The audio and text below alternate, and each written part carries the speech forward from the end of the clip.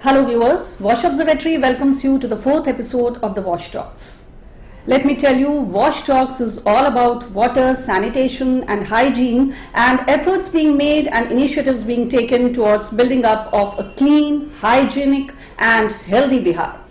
Joining us today is Mr. Rajiv Kumar Singh, Administrative Officer cum State Coordinator, Lohia Swachh Bihar Abhiyan. Welcome sir to this session of the Wash Talks. Mr. Singh has been instrumental in the successful implementation of the Lohia Swachh Bihar Abhiyan, and now he is actively engaged in the implementation of the second phase of Swachh Bharat Mission Gramin. Let me remind you viewers that the Swachh Bharat Mission Gramin has been acknowledged as the world's largest behavioral change program, which has resulted in all the states, villages and districts declaring themselves open defecation free in October 2019. The time has now come for us to sustain the gains that have been achieved during SBM Phase 1 so that all the villages can now declare themselves ODF plus during the second phase of the implementation of Swachh Bharat Mission Gramin. So the focus of today's discussion is the key objectives, the components as well as the implementation strategies associated with the implementation of the second phase of Swachh Bharat Mission Gramin. For further discussions, we move over to Mr. Rajiv Kumar Singh, who will acquaint us with the different facets related to the Swachh Bharat Mission Gramin Phase 2. Sir, you have been very closely associated with the Lohia Swachh Bihar Abhiyan. आपने बहुत करीबी तौर पे देखा है इस अभियान को और आपने एक बहुत अहम भूमिका निभाई है इसके सफल क्रियान्वयन में.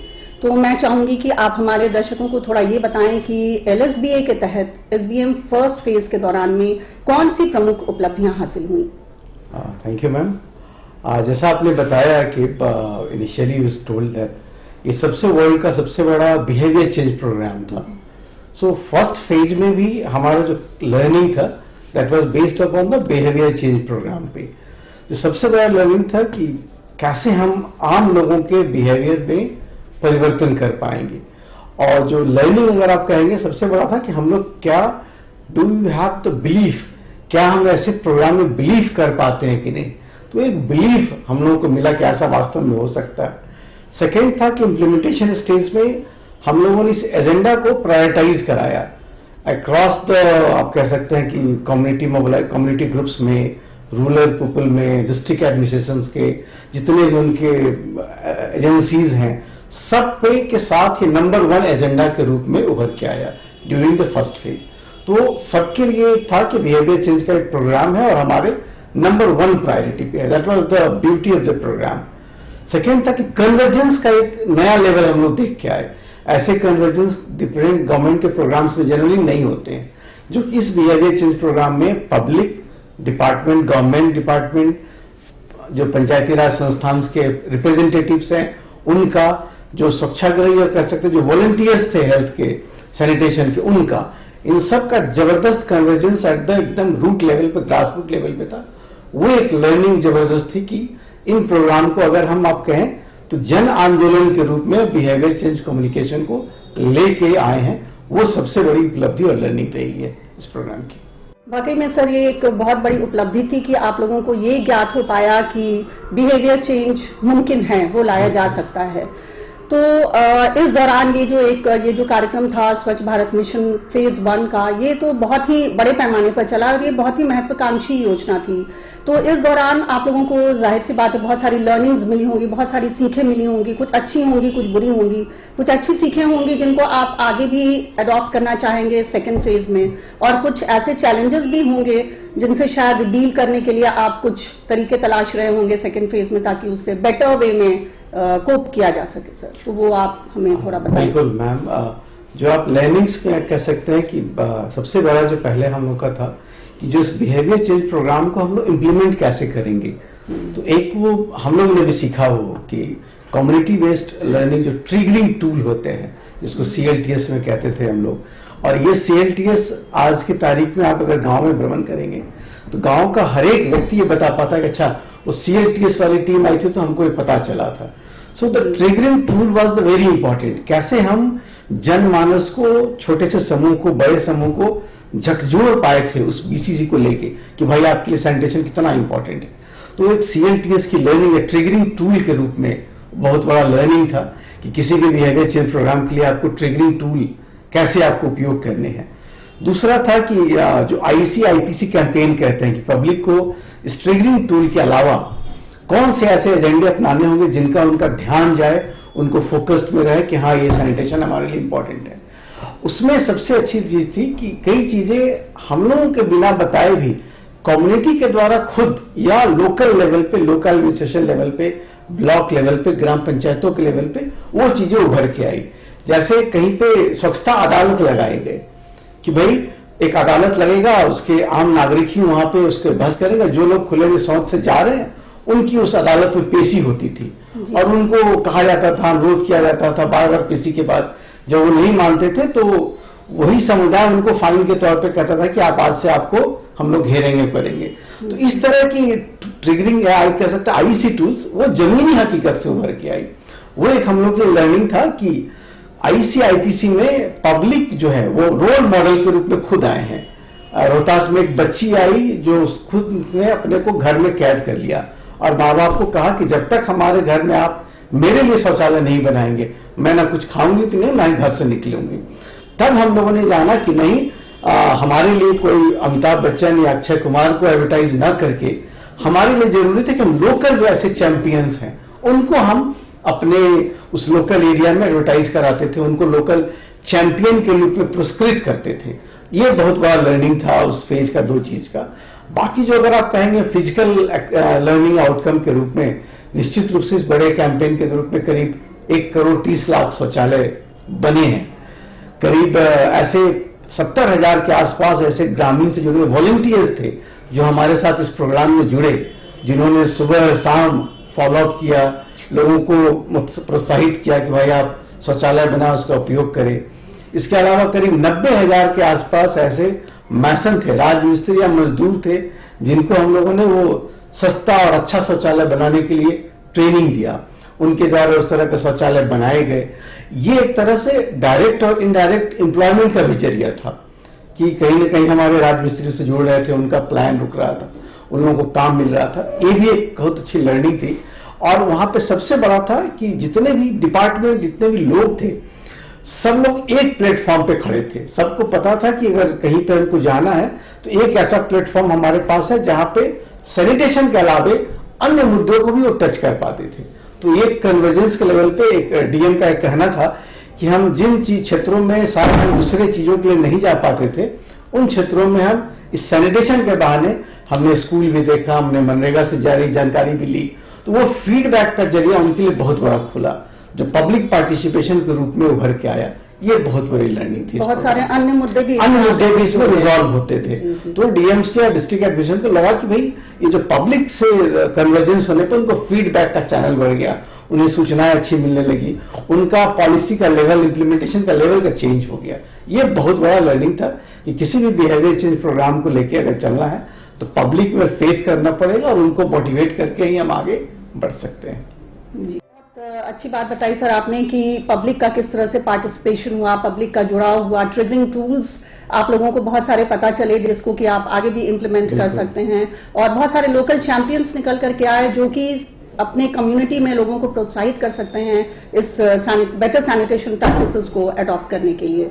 पर सर इस दौरान आप लोगों को बहुत सारी चुनौतियों का भी सामना करना पड़ा होगा, वो कौन सी ऐसी चुनौतियां? बिल्कुल बिल्कुल सही। चुनौती में सबसे पहले हम लोग को था कि जब ये प्रोग्राम पीएचडी की तरफ से जब ग्रामीण विकास को वापस आया था कि आपको इम्प्लीमेंट करना है, तो ग्रामीण विकास में भी प्रधान सचिव से लेकर नीचे तक को किसी को ये विश्वास नहीं था कि इतनी बड़ी लक्ष्य को हम लोग क्या वास्तव में टाइमलाइन में अचीव कर पाएंगे। ये किसी को विश्वास नहीं था। ये सबसे बड़ा चैलेंज था।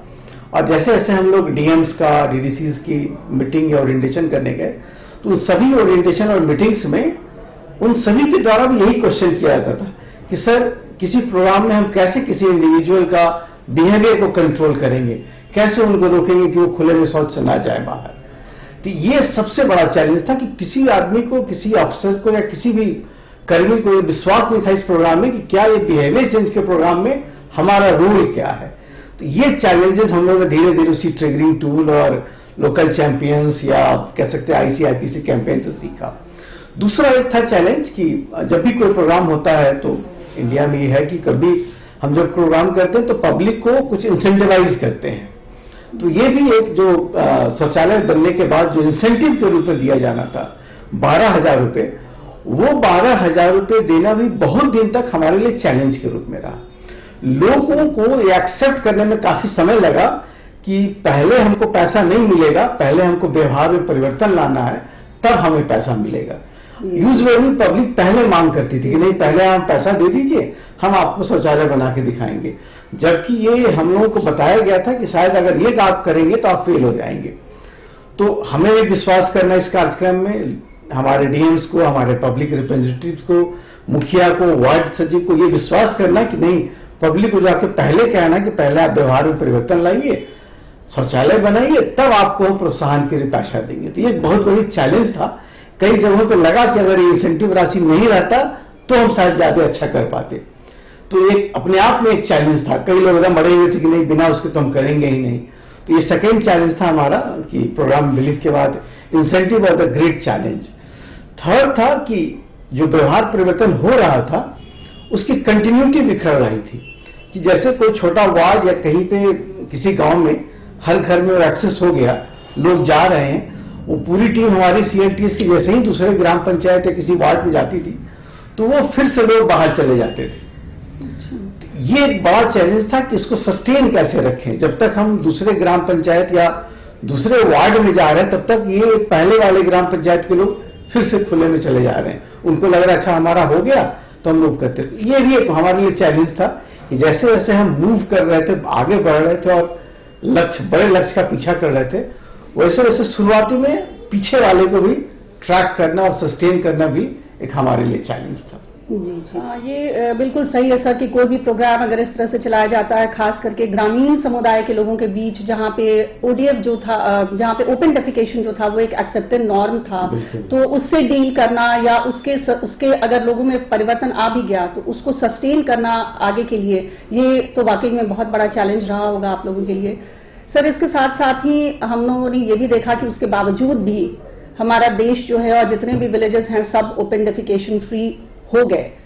तो सर ये तो रही हमारी SBM 1 से रिलेटेड बातें, और अब हम अपने जो मुख्य हमारा विषय है उस पर हम मूव करना चाहेंगे। SBM 2 के बारे में हम चर्चा करना चाहेंगे कि ये स्वच्छ भारत मिशन ग्रामीण का फेज 2 जो है, इसके मुख्य घटक क्या हैं, इसके मुख्य उद्देश्य क्या हैं, और क्या कुछ डिफरेंस है, क्या कुछ अंतर है फेज 1 में और फेज 2 में आपके दृष्टिकोण से? बिल्कुल मैम, फेज 1 से फेज 2 में कंटिन्यूटी एक बना हुआ है। फेज 1 में जहाँ पे हम लोग ODF गांव को कर पाए, को खुले में शौच से मुक्त कर पाए, तो वो व्यवहार परिवर्तन के साथ साथ लोगों में ये विश्वास जगा पाए कि अगर आप साफ सुथरा रहेंगे तो क्या परिवर्तन आपको गांव में दिखेगा। और धीरे धीरे जब हम लोग पिछले 5 साल में प्रोग्राम के एंड पे जब आए तब लोगों को विश्वास होने लगा और उनको अच्छा लगने लगा कि नहीं, खुले में शौच से जाना एक पहलू हो सकता है, लेकिन अगर हम गांव को साफ सफाई रखें तो ये हमारे लिए भी अच्छी बात है। उसी कंटिन्यूटी लेके SBM 2 का प्रोग्राम है। और उसके जो अगर कहें कि मुख्य घटक या कंपोनेंट्स की बात करें तो सबसे पहला कंपोनेंट हम लोगों ने अभी भी वही रखा है कि हम लोग अभी भी यूनिवर्सल एक्सेस टू टॉयलेट, अभी भी जो लोग छूट गए हैं, जिनके पास या जो नए घर बने हैं, जो नए हाउस होल्ड आए हैं, नए परिवार का क्रिएशन हुआ है, उनको भी शौचालय की उपलब्धता या सुलभता कह सकते हैं, एक्सेस कह सकते हैं, वो उपलब्ध कराना है। उसके लिए वो इंसेंटिव राशि कंटिन्यू रहेगी अगले 5 साल में भी।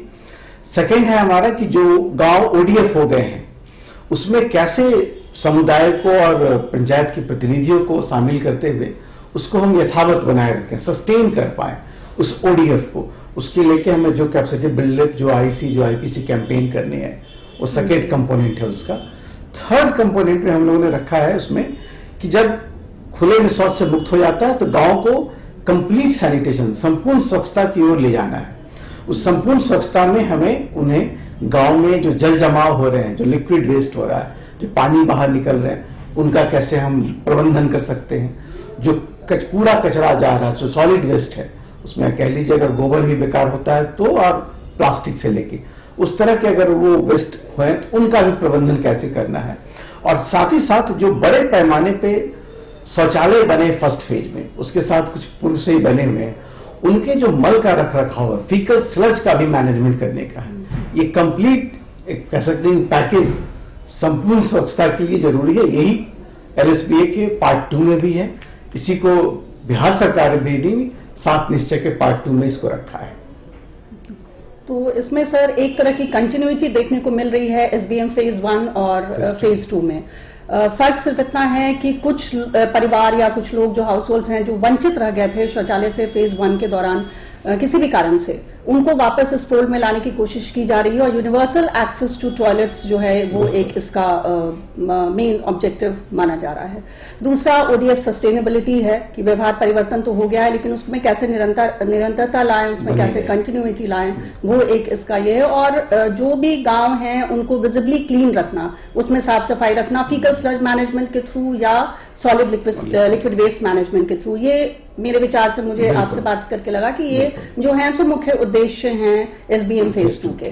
तो सर इन उद्देश्यों की प्राप्ति के लिए किस तरह की आप कार्यान्वयन रणनीति तैयार कर रहे हैं इनको, इन उद्देश्यों को प्राप्त करने के लिए, इन लक्ष्यों को प्राप्त करने के लिए योजना क्या है? बिल्कुल, जैसे आपने पहले भी पूछा कि अंतर भी क्या है SBM फेज 1 और फेज 2 में। SBM 1 में जैसे हम लोग केवल प्रत्येक घरों को एक्सेस कर रहे थे, लेकिन फेज 2 में जब हम बड़े पैमाने पर सूखा या लिक्विड के वेस्ट के प्रबंधन की बात करेंगे, उनका कचरा के प्रबंधन की बात करेंगे, तो शायद हम एक इंस्टीट्यूशनल डेवलपमेंट की तरफ हम जाएंगे। शायद कोई हमें इंस्टीट्यूशन खड़ा करना पड़ेगा, उनको हैंडहोल्ड या सपोर्ट करना पड़ेगा ताकि उस काम को कर पाए। ये एक मेजर डिफरेंस था फर्स्ट और 2 में। तो जो हम लोगों ने स्ट्रैटेजी रखा है कि पहले वाले में भी था कि हम लोगों ने फील्ड से सीखा और उसको इम्प्लीमेंट करने की कोशिश की, उसको स्केल अप करने की कोशिश की। उसी प्रकार का स्ट्रैटेजी हम लोग सेकेंड फेज में भी रख रहे हैं कि किताबी ज्ञान से अच्छा है कि गांव के भी कुछ लोग अभी भी इस व्यवहार को काफी अच्छे से करते हैं। कई जगहों पे गोबर के प्रबंधन को या जल संचय के प्रबंधन को कैसे सोख्ता बनाते हैं लोग, घर का पानी कैसे खुद में रखते हैं। तो इस तरह की छोटी छोटी लर्निंग्स को लेके हम लोग फील्ड से आके सॉलिड और लिक्विड वेस्ट, तरल और ठोस कचरा प्रबंधन पे एक पॉलिसी बना रहे हैं जिसमें इस तरह की गांव की लर्निंग्स को हम लोग इंप्लीमेंट करने की कोशिश करेंगे। आप कह सकते हैं कि लर्निंग बाय डूइंग, जो गांव में देख रहे हैं, कर रहे हैं लोग, उनको सीख के हम लोग उसको एक स्ट्रैटेजी के रूप में लेके आ रहे हैं। थर्ड है कि ये कंप्लीटली नया चीज है। आज के तारीख में भी भारत के कुछ राज्यों के कुछ शहरों में ये अगर आप कहें तो ये प्रबंधन है। गांव में अभी भी अछूता है, ये काफी कम जगहों पे है। तो हम लोगों के लिए बिल्कुल नया सब्जेक्ट है ये। तो इसमें हम लोगों ने स्ट्रैटेजी रखा कि कोई ऐसा स्ट्रेट जैकेट या कोई बंधा हुआ रूल हम लोग नहीं देंगे, छोटा छोटा फ्रेमवर्क गाइडलाइन देंगे, लेकिन जिलों को, खासकर पंचायत प्रतिनिधियों को, ग्राम संगठनों को, जो समुदाय से आधारित संगठन है, उनको थोड़ी बहुत छूट होगी कि वो नए इनोवेटिव प्रोग्राम्स कर सकते हैं, नए तरह के स्ट्रक्चर या नए आइडियाज लेके आ सकते हैं कि किस तरह जल का प्रबंधन करेंगे। जैसे उदाहरण के लिए अगर हम लोग बताएं तो एक पंजाब का सीचेवाल मॉडल जल प्रबंधन के लिए काफी फेमस माना जाता है भारत में। हम लोगों ने वहां भ्रमण भी किया है, उसके बाद लर्निंग्स लेके आए हैं। लेकिन ये लर्निंग में हम लोगों ने पाया कि सीचेवाल मॉडल हमारे बिहार के सभी गांवों में नहीं हो सकता है। वो उन गांवों में होगा जहां पे वाटर लेवल थोड़ा काफी हाई है और पानी जल का निकासी भी काफी है, बड़े गांव हैं वहां पे, और हमें पर्याप्त भूमि भी उपलब्ध है। तो बिहार में भूमि उपलब्धता अपने आप में एक चैलेंज है, हमें ऐसे भूमि एक्स्ट्रा उपलब्ध हो पाए। तो इसमें हम लोग इस तरह के जल प्रबंधन और ठोस प्रबंधन में हम लोग कन्वर्जेंस मॉडल पे, जैसे बिहार सरकार के जो हमारा जल मिशन का प्रोग्राम है या जो हमारे दूसरे प्रोग्राम चल रहे हैं, मनरेगा के प्रोग्राम चल रहे हैं, जल जीवन हरियाली मिशन के प्रोग्राम चल रहे हैं, उन प्रोग्रामों में जो स्ट्रक्चर्स बन रहे हैं उनको भी हम लोग इस प्रोग्राम के साथ टाई अप कर रहे हैं कि अगर मनरेगा में कहीं सोख्ता बन रहा है तो उस सोख्ते का उपयोग जल प्रबंधन के लिए कैसे हो सकता है, उससे हमारा मीट आउट हो जाएगा। कहीं जल जीवन मिशन में कहीं तालाब अगर बन रहे हैं तो कैसे उस तालाबों को हम लोग जोड़ के एक सीचेवाल मॉडल की तरह बेस्ट स्टेबलाइजेशन पॉइंट का निर्माण कर पाएंगे कि नहीं। तो इस तरह का कन्वर्जेंस भी एक स्ट्रैटेजी में कह सकते हैं कि मेजर फोकस में है कि किस तरह अलग अलग गवर्नमेंट के, जैसे कृषि से भी, एग्रीकल्चर के बहुत सारे नाडेप कंपोस्ट भी बनते हैं, तो उनको भी हम लूप में लेके चल रहे हैं। तो इस तरह अलग अलग विभागों के द्वारा जो क्रियान्वयन हो रहा है उन योजनाओं के कन्वर्जेंस से लेके हम लोग प्रयासरत है स्ट्रैटेजी में कि हम अपने ठोस और तरल कचरा प्रबंधन को भी लेके आगे जाएं। उसके अलावा जो सबसे बड़ा हमारे लिए हमारा चैलेंज है कि हम अपनी पूरी टीम को डाउन द लाइन, हमारे स्वच्छाग्रही, पंचायत प्रतिनिधि, ब्लॉक की टीम, डिस्ट्रिक्ट लेवल की टीम, उनको इस नए प्रोग्राम के बारे में कैपेसिटी बिल्डअप करना होगा, उन्हें ट्रेनिंग देनी होगी, जिसमें हम DMI, यूनिसेफ या अन्य संस्थाओं का सहयोग मांग रहे हैं कि उन सबको ये नया सब्जेक्ट है, उन सबको इस बारे में ओरिएंट करना है कि भाई ये प्रबंधन है क्या, हम कैसे करेंगे, कैसे इसको हम प्राप्त कर पाएंगे, इस लक्ष्य को प्राप्त कर पाएंगे। तो उसमें जो हमारी टीम काम करेगी, जो पब्लिक स्टेक होल्डर्स हैं, जो ग्राम पंचायत के मुखिया हैं, वार्ड मेंबर्स हैं, कम्युनिटी के लोग हैं, उनको भी ट्रेन करना है, उनको ओरिएंट करना है। वो एक बड़ा स्ट्रैटेजी के रूप में हम लोग को लेके आना होगा ताकि हम लोग उसमें जा पाए। और इसका जो मॉनिटरिंग होगा वो एक डिफरेंट लेवल पे होगा, पहले वाले प्रोग्राम से एकदम हटके होगा। पहले वाले प्रोग्राम में था कि आप व्यवहार परिवर्तन करते हैं, शौचालय बनता है, आपको इंसेंटिव की राशि प्राप्त होती है, उतना ही तक हम लोग मॉनिटर कर पाते थे। इसमें एक बड़ा अमाउंट इन्वॉल्व होता है, फंड होगा। जब हम ठोस एवं तरल कचरा प्रबंधन की बात करेंगे तो ये फंड ट्रांसफर का मॉनिटरिंग, कैसे हम जो ग्राम पंचायत इंप्लीमेंट कर रहा है या जो वार्ड इस पर क्रियान्वयन का काम कर रहा है, वहां तक पैसे का ट्रांसफर कैसे होगा, स्मूथली कैसे ट्रांसफर होगा, उनके द्वारा कैसे पैसे का उपयोग किया जा रहा है, और उसकी मॉनिटरिंग। और फिर अगर राशि की आवश्यकता होती है, यूसीज भेजने हैं, तो उन सब चीजों को भी इस मॉनिटरिंग एवोल्यूशन के टूल में हमें इनकॉर्पोरेट करना है। तो ये एक हम लोग के लिए स्ट्रैटेजी के रूप में भी उभर के आ रहा है। बहुत सारी महत्वपूर्ण जानकारियां दी आपने हमें कि किस तरह की नई नई स्ट्रैटेजीज इवॉल्व की है आप लोगों ने इस सेकंड फेज के दौरान, जिसमें कि कन्वर्जेंस मॉडल है, डिफरेंट प्रोग्राम्स का कन्वर्जेंस है, फिर कम्युनिटी बेस्ड जो इंस्टीट्यूशंस हैं, एसोसिएशंस हैं, उनको किस तरह से इन्वॉल्व करना है, उनकी कैपेसिटी बिल्डिंग, नए तरह के मॉनिटरिंग टूल्स को और इवेल्युएशन के टूल्स को डेवलप करना। तो बहुत सारी, मुझे लगता है कि बहुत सारे नए नए जो स्ट्रैटेजीज हैं उसको आप लोगों ने डेवलप किया है इस सेकेंड फेज में। हम आगे बढ़ते हैं सर IEC स्ट्रैटेजीज को लेकर के। जैसे कि हम लोगों ने देखा कि ये स्वच्छ भारत मिशन अभियान जो था, ये इसने एक तरह का सोशल रेवोल्यूशन लाया, सामाजिक क्रांति लेके आई, लोगों के लाइफ में ट्रांसफॉर्मेशन आया, और बहुत सारे लोग, करीब 130 करोड़ लोग इसमें इन्वॉल्व थे इसको सक्सेसफुल बनाने के लिए। 1 करोड़ से अधिक टॉयलेट्स का कंस्ट्रक्शन हुआ। तो ये बहुत ही, मतलब बहुत तरह के इससे बेनिफिट्स आए लोगों को, सोशल, इकोनॉमिक, एनवायरमेंटल, तरह तरह के बेनिफिट्स आए लोगों को। तो ये बहुत ही बृहद और बहुत ही लार्ज स्केल प्रोग्राम ये रहा होगा।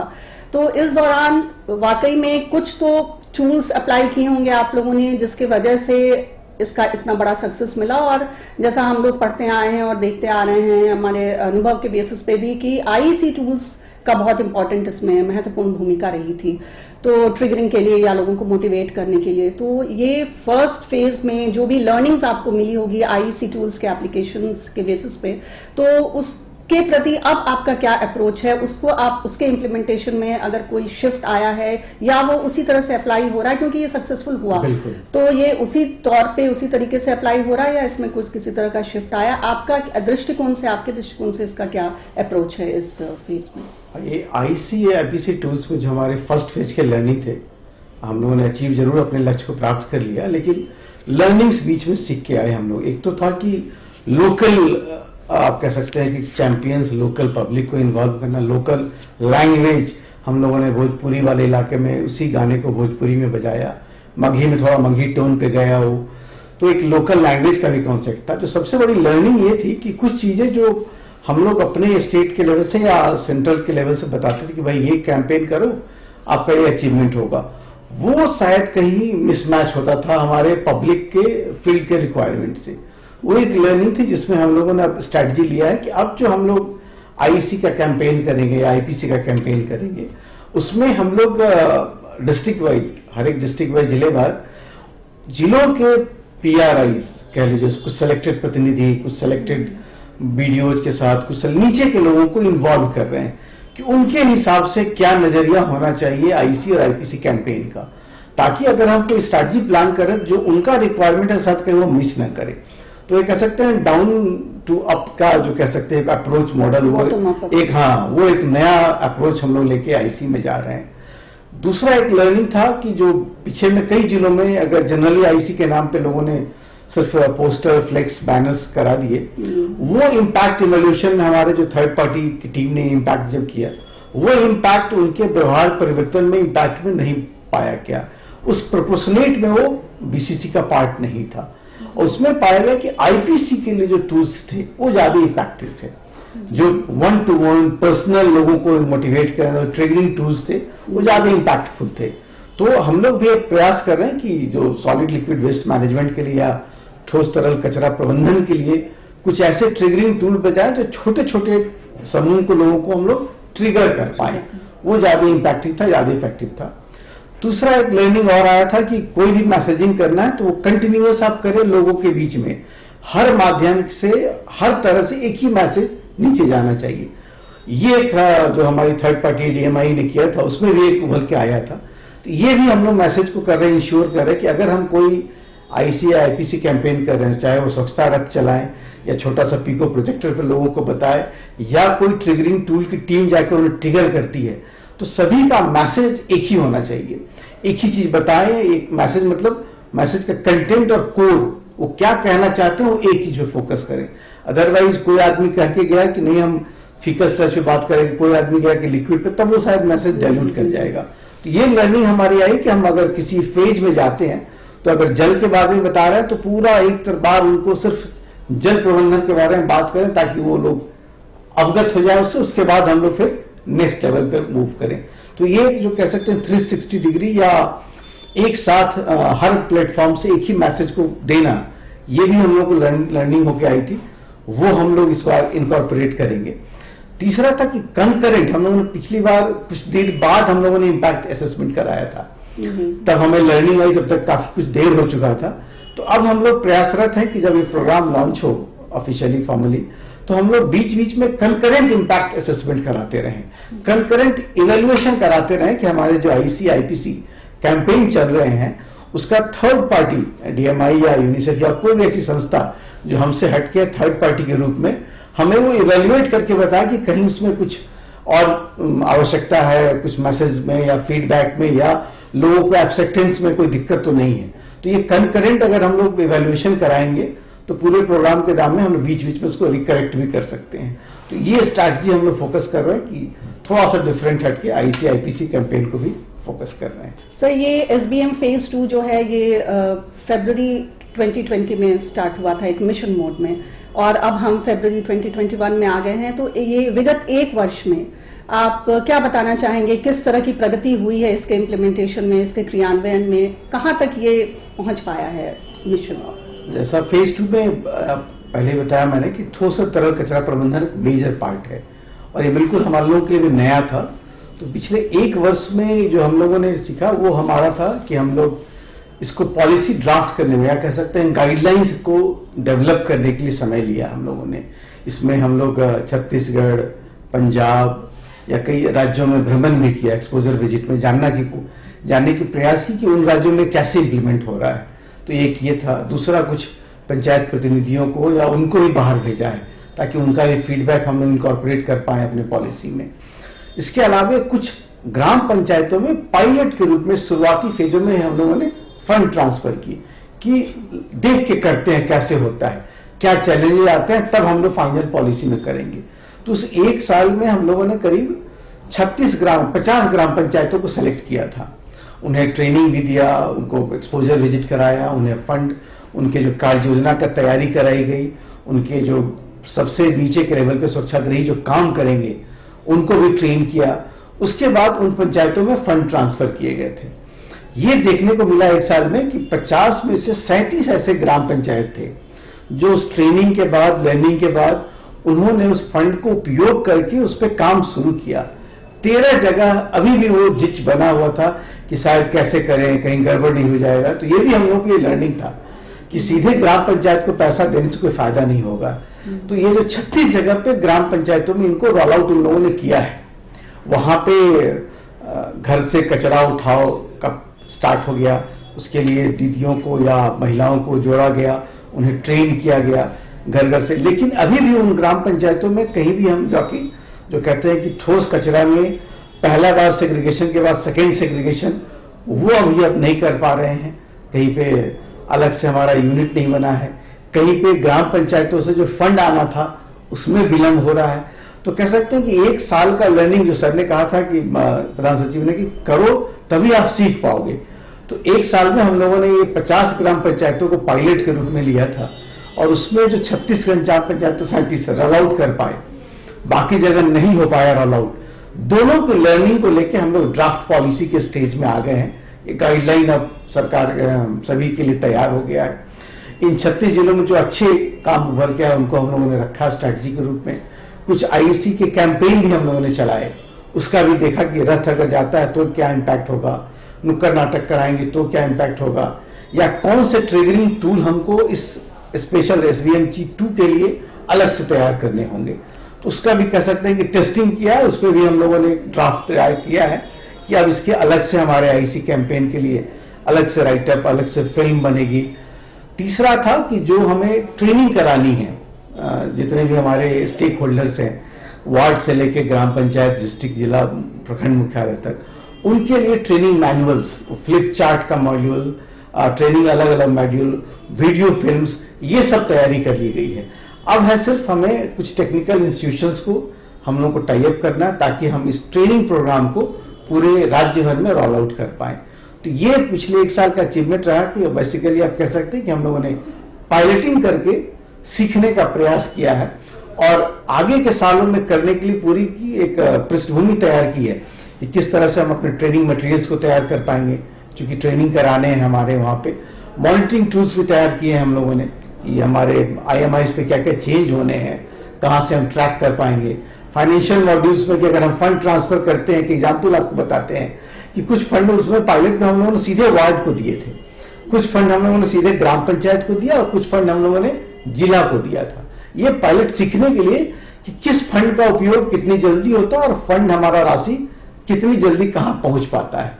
तो ये भी लर्निंग थी कि जो जिलों में गया राशि काफी दिन तक रह गए जिले में पड़े हुए, वो वार्ड तक, ग्राम पंचायत तक जाने में समय लगा। जिन कुछ जगहों पे ग्राम वार्ड में जहां पैसे गए उन लोगों ने तुरंत किया, कई जगहों पे ग्राम पंचायत ही पैसे को उपयोग नहीं कर पाए। तो क्यों नहीं कर पाए, क्या कारण रहा, वो लर्निंग्स लेके हम अपने पॉलिसी ड्राफ्ट पे लेके आ गए हैं। तो ये सर पिछले 1 वर्ष में, 1 वर्ष बहुत बड़ी अवधि नहीं होती है, लेकिन इस पिछले 1 वर्ष में जैसा कि आपने बताया काफी कुछ हासिल कर लिया है आप लोगों ने। ट्रेनिंग मॉड्यूल्स डेवलप किया है, किस तरह से ग्राम पंचायत को फंड ट्रांसफर किया है, किस तरह से ट्रेनिंग्स दी जा रही है उन लोगों को ताकि वो लोग खुद कम्युनिटीज को इन्वॉल्व करना शुरू करें। तो ये बहुत ही बड़ी बात है। और जो IEC IPC स्ट्रैटेजीज हैं उसमें भी आप नए नए चेंजेस, इनोवेशंस ला रहे हैं। तो ये बहुत ही अच्छी एक पहल देखने को मिल रही है और 1 साल में मुझे लगता है कि काफी प्रोग्रेस और प्रगति हो गई है। मैं ये जानना चाहूंगी सर आपसे कि DMI जैसी जो संस्थाएं हैं वो किस तरह से कंट्रीब्यूट कर सकती हैं इस SBM फेज 2 के सफल क्रियान्वयन में, क्या योगदान दे सकते हैं? DMI जैसे जानते हैं कि बिहार सरकार की एक सर पॉजिटिव पहल है, जबरदस्त अच्छी पहल है, जहाँ पे मैनेजमेंट प्रबंधन को लेके काफी अच्छी पढ़ाई होती है, खासकर डेवलपमेंट एस्पेक्ट को लेके। उस एस्पेक्ट में DMI के इंस्टीट्यूशन को हम लोगों ने टाई अप किया हुआ है, जिसमें हमें उन्हें वास ऑब्जर्वेटरी के रूप में एक सपोर्ट के रूप में उनसे हम मांग रहे हैं। और जो पहला काम था कि हम लोग उनको as a third party, independent party के रूप में ट्रीट करते हैं ताकि हमारे किए हुए कामों को इम्पैक्ट से लेके इवेल्युएट तक भी कर पाए। आपको पता होगा कि कोई भी काम अगर हम करेंगे तो सही फीडबैक या इम्पैक्ट या इवेल्युएशन नहीं आता है तो हमें वो पॉलिसी डिजाइन में प्रॉब्लम होती है। इसलिए DMI का पहला रोल हम लोग जैसे कह रहे थे कि कोई भी हमारा जो काम चल रहा है तो उसमें उनसे हम लोग इम्पैक्ट असेसमेंट करा रहे हैं। कंकरेंट मॉनिटरिंग भी हम लोग भविष्य में करेंगे, बीच बीच में ही हमारा काम कैसा चल रहा है, प्रोसेस जो हम लोगों ने डिफाइन किया है क्या वो प्रोसेस नीचे के लेवल पे हो रहा है तो अच्छा है, नहीं अच्छा है तो क्या प्रॉब्लम है। इन दोनों चीजों का फीडबैक हम लोग लेना चाहेंगे DMI से। इसके अलावा सबसे इंपॉर्टेंट है कि अगर भविष्य में कोई पॉलिसी चेंजेस होता है, कोई ड्राफ्टिंग इश्यू होता है, उसमें जो फील्ड के लर्निंग या थर्ड पार्टी एवेल्युएटर्स के रूप में, इम्पैक्ट असेसमेंट के रूप में उनकी जो फाइंडिंग रहती है वो बहुत मायने रखती है और उसको हम लोग पॉलिसी ड्राफ्ट डिजाइन के रूप में लेके आते हैं। तो concurrent monitoring, impact assessment, field service से लेके उसके अलावा एक कह सकते हैं ट्रेनिंग इंस्टीट्यूट के रूप में हमारे जो स्टेक होल्डर्स हैं, नए रिक्रूटमेंट्स हुए हैं अपने LSBA में, हम लोगों ने डिस्ट्रिक्ट और ब्लॉक लेवल्स पे काफी नए सारे रिक्रूटमेंट किए हैं। पुराने भी लोग हैं जिनको आप सैनिटेशन के बारे में बोल सकते हैं, उनको पता है, लेकिन मैनेजमेंट करना है किसी भी प्रोग्राम को या प्रोजेक्ट को मैनेज करना है, उन्हें कैसे मॉनिटर करना है, कैसे हमको इवेल्युएट करना है, रिपोर्टिंग कैसे करनी है, ये जानकारी शायद कम है। तो इस क्षेत्र में भी हम अपने DMI को इन्वॉल्व कर रहे हैं कि हमारे जितने भी इस तरह के हमारे कोर ऑफिशियल्स हैं उनको ट्रेन करें, उनको स्किल ग्रेड कराएं ताकि वो हमारे प्रोजेक्ट एवेल्युएशन के प्रोजेक्ट मॉनिटरिंग में अच्छे से सपोर्ट कर पाए। तो training aspect, impact assessment, evaluation, concurrent evaluations, इस पे हम लोग डीएमआई को, और पॉलिसी ड्राफ्ट डिजाइन में इन चीजों पे हम लोग डीएमआई का काफी इंपॉर्टेंट रोल है और उसमें हम एक्सपेक्ट करते हैं कि डीएमआई हमारी भरपूर सहयोग करेगी। बहुत बहुत धन्यवाद सर आपका, आप यहाँ आए हमारे वॉच टॉक्स में, आपने आकर के हमें बहुत सारी महत्वपूर्ण जानकारियां दी, हमारे दर्शकों को काफी जागरूक किया इस विषय को लेकर के, खास करके एसबीएम फेज 2 के बारे में, जिसके बारे में लोगों को अभी बहुत ज्यादा ज्ञान नहीं है, लोग बहुत ज्यादा कुछ जान नहीं पाए हैं। तो इसके लिए हम तहे दिल से बहुत शुक्रगुजार हैं आपके सर। और जिस तरह से कि जिस एंथुजियाज्म से और जिस इनिशिएटिव से फर्स्ट फेज जो था एसबीएम का वो सक्सेसफुल हुआ है, हमारी शुभकामनाएं आपके साथ हैं कि सेकंड फेज भी उसी तरह के एंथुजियाज्म से और उसी तरह के विगर के साथ सेकंड फेज भी उसी तरह से सक्सेसफुल हो सके और सफल हो सके। Thank you. धन्यवाद। चलते चलते मैं आपसे एक अनुरोध करूंगी कि आप हमारे दर्शकों को स्वच्छता से संबंधित एक कोई भी महत्वपूर्ण संदेश दें। सभी दर्शकों से, विशेषकर ग्रामीण जनता से अनुरोध होगा कि वो स्वच्छता को अपने दैनिक दिनचर्या में शामिल करें ताकि हम राज्य को, देश को स्वच्छ बना सकें। धन्यवाद।